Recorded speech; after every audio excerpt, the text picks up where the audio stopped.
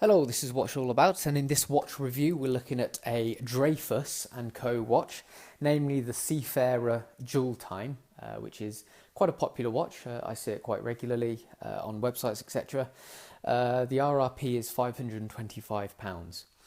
So we'll have a look at it, but first I just thought it was worth showing you the box that it comes in, which I'm sure you will agree is pretty epic. So you open it up and obviously only the Dreyfuss is included. I've added these other watches to demonstrate, but it comes in this really nice 5-watch presentation case with, I'm trying to show you, on the lid we have Dreyfuss & Co. there as well. So we have 5 sections. This little center section comes out, and then below we have a little ingress for the bits. It even comes with a little plaque that you can get engraved and stuck on, which is a really nice touch.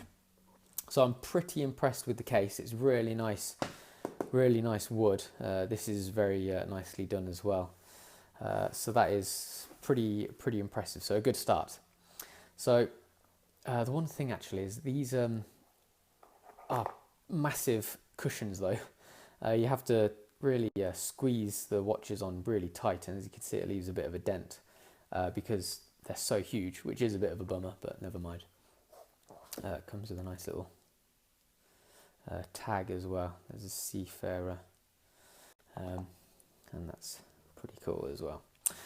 So these other watches are not included, just to be completely clear on that. Okay. So moving on to the watch itself, it comes in a couple of different variations with a white face and a blue face. As you can see, this is the blue face version with a stainless steel case. Let's think about the specs briefly. So it's 39mm in diameter, and it has a height of 12mm. So on my 7¼ inch wrist, it fits pretty nicely, I like to think. I think it's a very good size for a smart dress watch, which undoubtedly it is. It's very smartly designed, very elegant as well. It has a 2-year warranty. Not forgetting it's Swiss made. Very thick sapphire crystal. When you tap it, it gives a really good thud. It doesn't sound cheap at all. Has dual time. As you can see, it's this dial on the left hand side is our second time zone, which currently is set to the same time zone, and then we have a big date indicator at the bottom as well. So you do get a lot of watch for your money. There's no doubting that. £525 is whilst it is quite a big whack, considering you're getting a really well made Swiss made watch with that case, it's actually quite reasonable, I believe. So we'll have a look at it in closer detail. And then I'll get the macro lens out later on so we can see it in even closer detail. So starting off with the dial, then we have a really nice pattern, like a spiral pattern with a little bumps on it. It's hard to explain, but I'll show it you under the macro lens. But that is really fine, really nicely executed as well, and it provides a variety of colours and shades when you rotate the watch. That is very nice. These subdials are indented. As you can see, they're on a slightly lower level, and then we have all this printing is extremely fine and perfectly printed as well. So the dial in itself is extremely well executed. We have a little applied logo just here as well. I quite like the way that the logo is not in the center top either. It's in this running second hand subdial, so that's quite a nice little change. And then the big date window.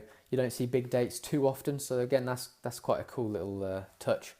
The only thing is that you don't always notice it, but the second numeral is on a lower level than the first one. So if you're particularly picky, that might annoy you a little bit. It doesn't annoy me because you very rarely tell.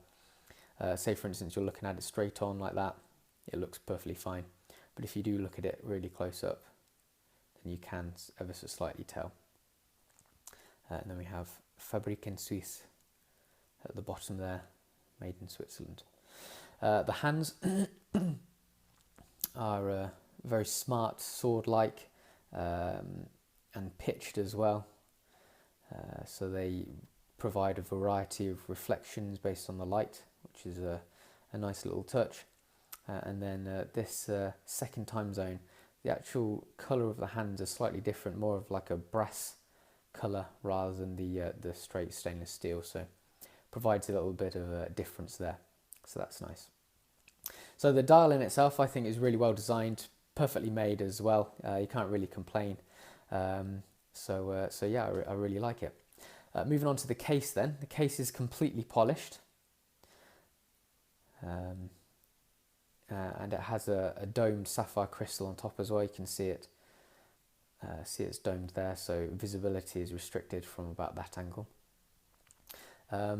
It's like a nice bulbous shape as well. If you can see from side on there, it's not like just a straight barrel. It's got a nice curvature to it, and the lugs are reasonably dumpy as well. So it doesn't have a particularly long lug to lug length, and it fits nicely on the wrist because of this.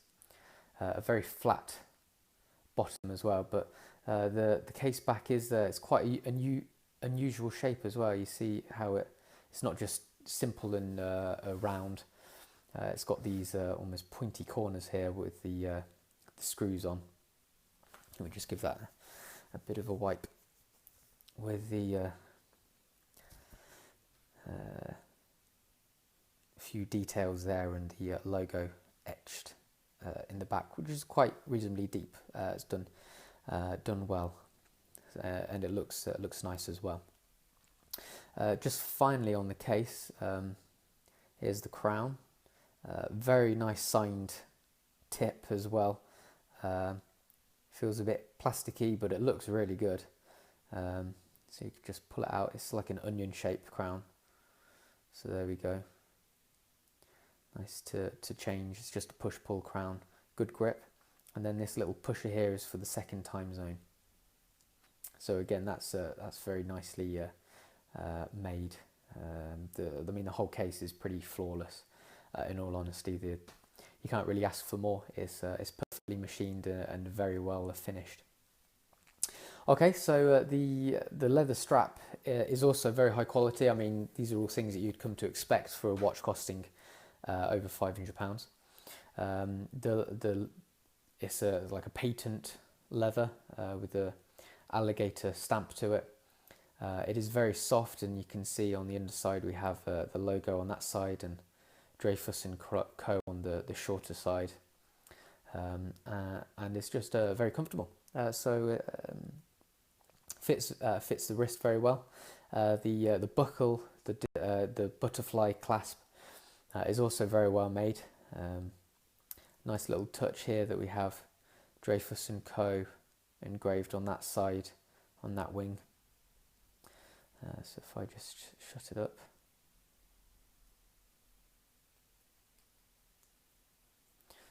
It's also quite nice how minimal the visible band is when it's closed. So if I just put it on.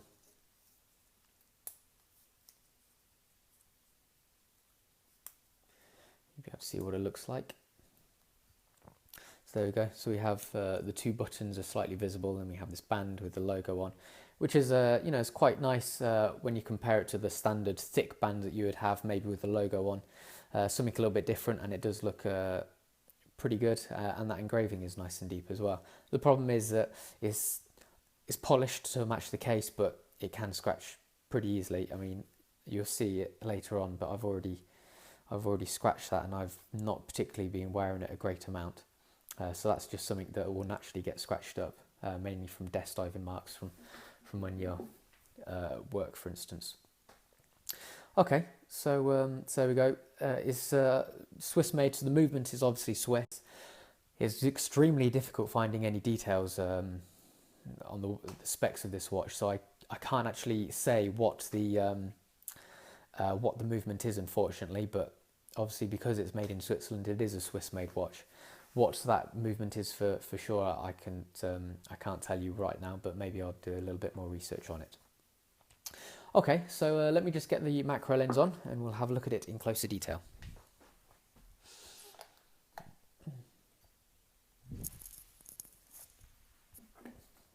Okay, so starting with the dial, just give it a wipe. Right, here we go. So we see on these sub dials as well, on this one in particular, you probably can't really see it, but there is an extremely fine concentric circular pattern to it, which again is, is a really nice little touch. Let's see if I can, yeah, you can just see it there, which is, quite surprisingly, you wouldn't really notice that or think it's necessary, but it's pretty cool that they've done it. There's the applied logo, and the printing is pretty spot on as well, considering the size, how fine it is. Here's that nice, let me just, it's a bit bright, so I'm struggling to get a decent shot without a blast of light. Here's the pattern on the main dial, and you can see it's all spotless. It's really well done. Fabriken Swiss in the bottom there. That's another interesting point actually. This minute hand moves every second, which you don't usually notice or don't see. You can see it. So it's always very finely moving, which is quite interesting to see. Here's the date window. Let me just move the hand out of the way.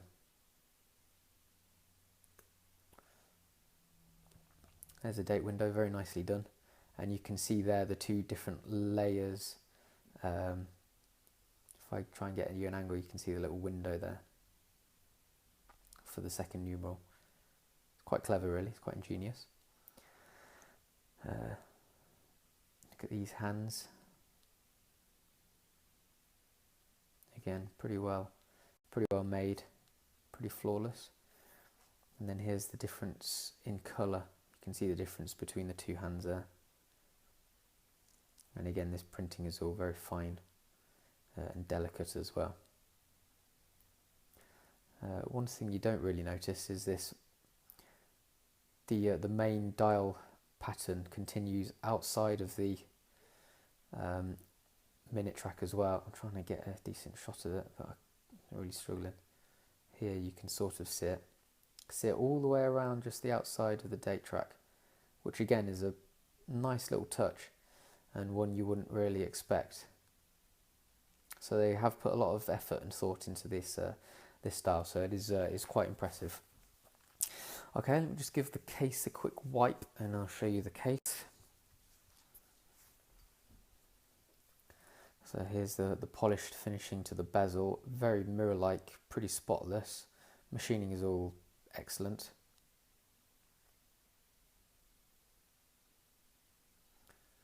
And then this is the lovely signed end of the crown. And then that's the grip there. Here's the pusher.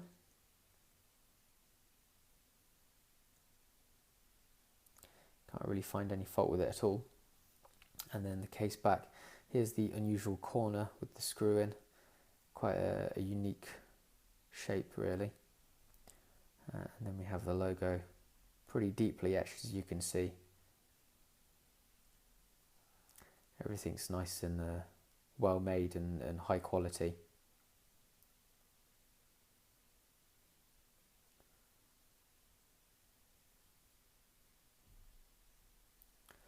Okay, and then moving on to the leather strap. There's the stamp on the underside. One side is the stamp on the other side. There we go, and then the top. Just have a look at the close-up of the leather finish black stitch in there to match it. Looks very classy. And then finally the butterfly clasp. So that's the little signed wing.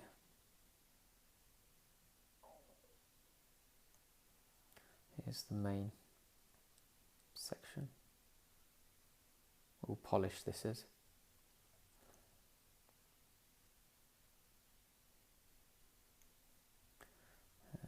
And finally the top bar. There we go. So you can see those few little scratches I've already put on it after wearing it a little while, which is a bummer, but unfortunately these things happen. Okay, so really then,